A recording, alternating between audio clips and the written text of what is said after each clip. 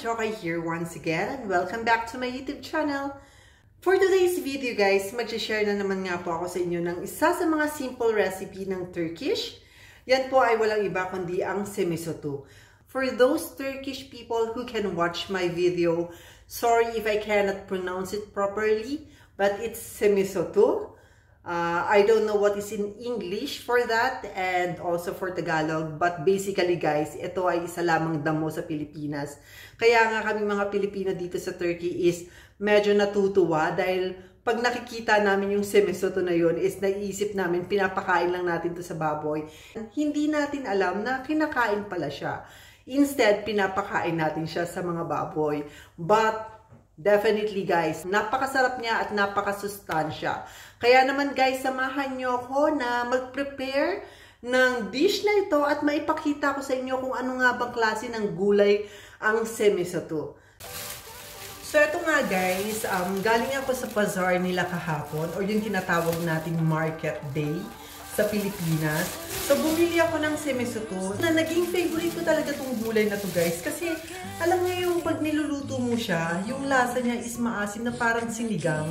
Kaya ako siya talaga nagustuhan. So, ginagawa nila tong gisa lang naman. There's nothing special sa pagluluto ng semisotu. Pero, ginigisa nila. At the same time, naglalagay din sila ng tomato paste. Yun yung normal dito sa mga dishes ng Turkish guys. Hindi nawawala yung paglalagay nila ng tomato paste. So, ito yung sinasabi ko sa inyo na semisotu.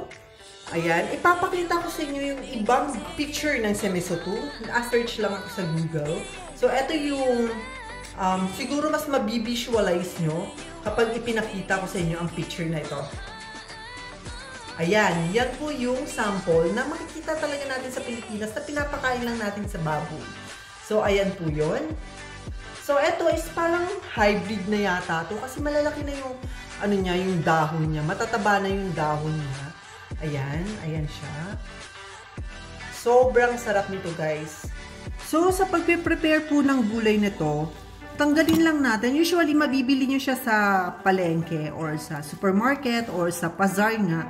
Nakasama yung ugat. So, kailangan lang natin siyang ikat. Ayan, tanggalin lang po natin siyang ganyan. At, ikat lang natin siya. Kasi medyo hindi magandang kainin kapag medyo mahaba. So, kailangan lang natin siyang ikat.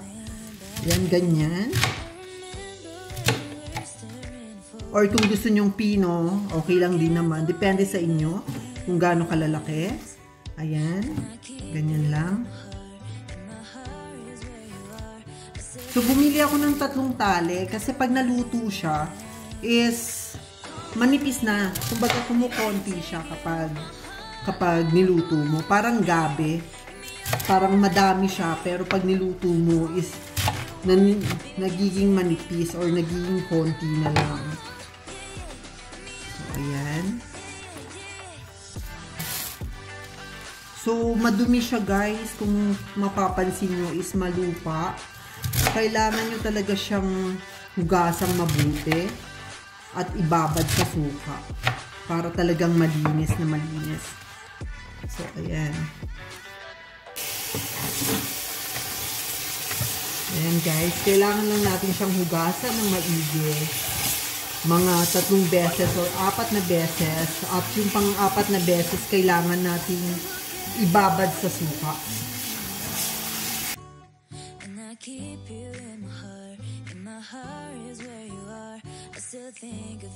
Ayan guys, kung makikita nyo kung gaano karumi yung unang pinaghugasan niya kasi puro lupa. So, kailangan talaga nating hugasan ng maigi ang gulay na ito. As much as possible, yung last wash niya is kailangan nating ibabad muna siya sa suka within 5 minutes. So, ito guys, bali, pang-4 na hugas, lalagyan ko lang siya ng suka. Ayan. So, kailangan lang nating ibabad ng mga 5 minutes or less. Ganun. Kasi, nahugasan ko na rin naman siya ng maigi. Just to make it sure na talagang malinis lang talaga. Kaya natin ibababad sa suka. So, habang nakababad ang ating gulay guys, kailangan lang natin mag-prepare ng garlic. Yan, mga dalawang 2 cloves of garlic lang. Is pwede na.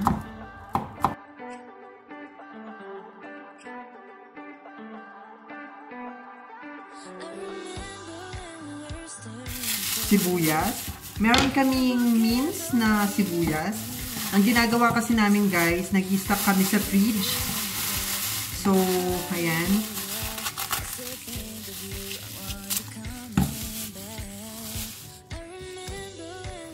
So, ganyan lang. So, okay na siya na igisa. And, instead of tomato paste lang, gagamit ako ng fresh na tomato. Since this is overripe na rin yung tomato, so why not gamitin natin sa ating dish. Ayan. Grate ko lang siyang ganon. Kukunin lang natin yung katas. Hindi pa naman talaga siya bulok.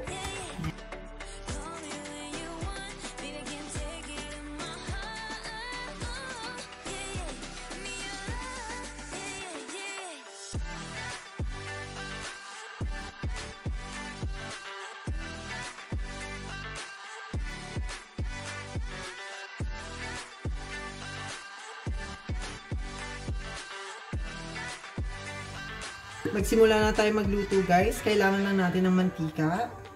So sila dito guys, kapag nagluluto, hindi nila kailangan na intayin uminit yung mantika bago sila magisa. Dito, pagkalagay pa lang ng mantika, nilalagay na nila lahat ng ingredients like bawang, sibuyas.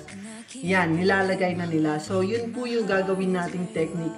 Since Turkish dish naman ang ating lulutuin ngayon.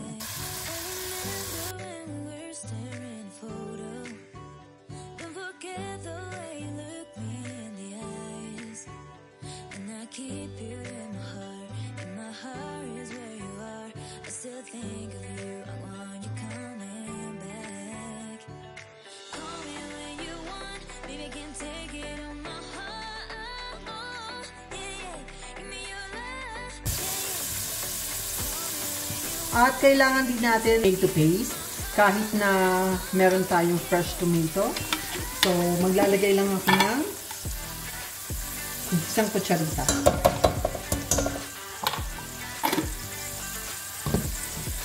So, kasama siya sa paggigisa.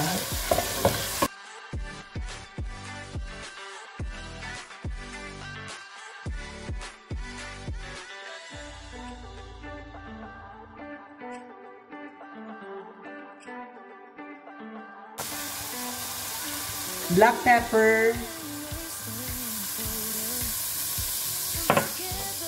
salt,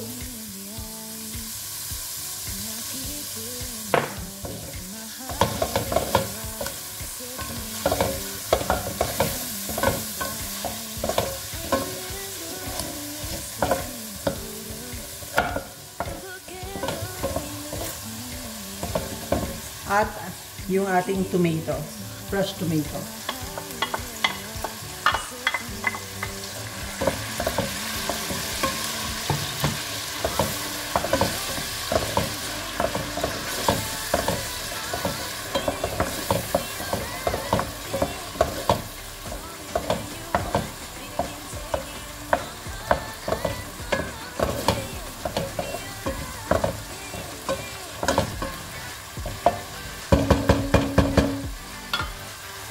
Ito na nga guys yung ating binabad. So, i-drain ko lang siya ngayon.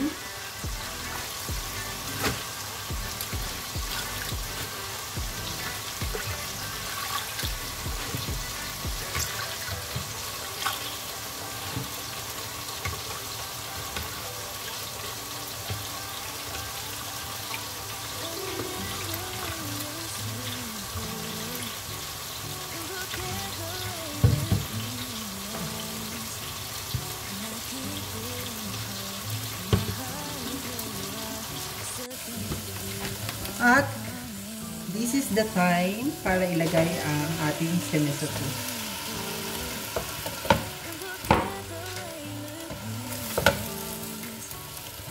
See guys, napakadami niya. Pero pag naluto siya is kakapiranggot na lang. din.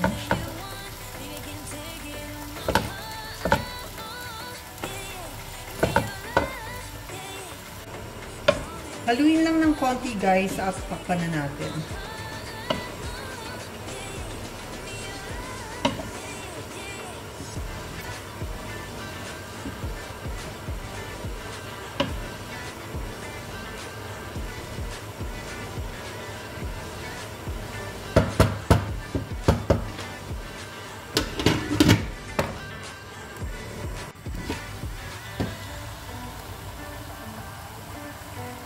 Lagyan lang natin ng konting tubig.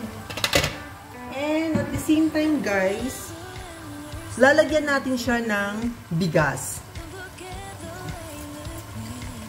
Ganito sila dito guys. Ganito sila magluto ng mga gulay nila. Naglalagay sila ng bigas. Kaya ang kanilang gulay is may kanin-kanin.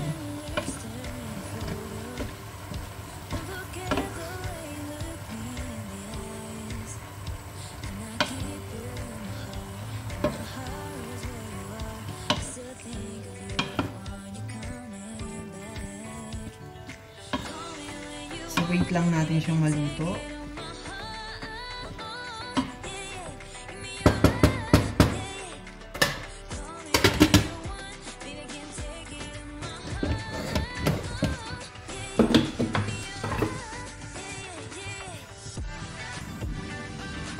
Check natin guys. So, ito na po yung ating simisato. Medyo kulang pa dahil yung rice is hindi pa masyadong luto. So, let's just leave it like this.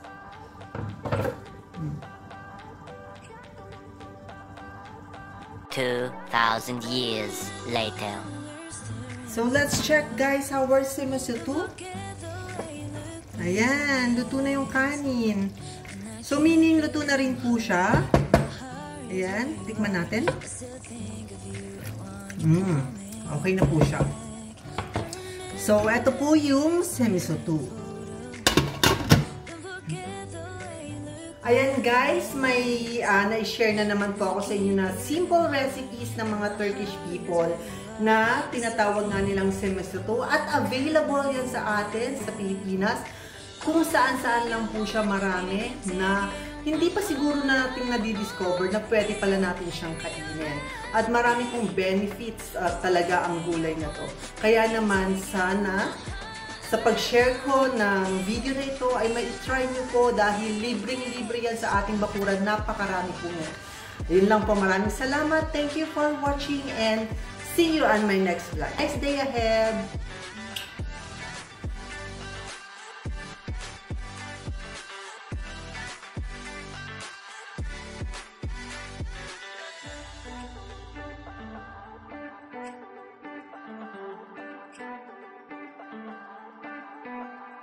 I remember when we were staring a photo.